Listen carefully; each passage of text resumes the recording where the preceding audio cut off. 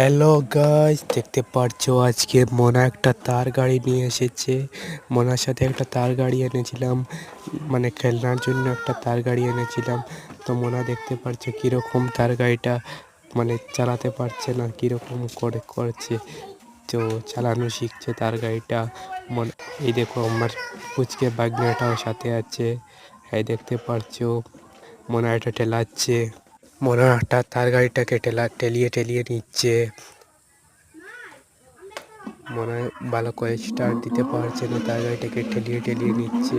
দেখতে পারছো মোনা কীরকম মানে চাইছে। মোনা অনেক চেষ্টা করছে চালানোর জন্য। এই তো উঠে গেছে, দেখি তো কীরকম চালায়।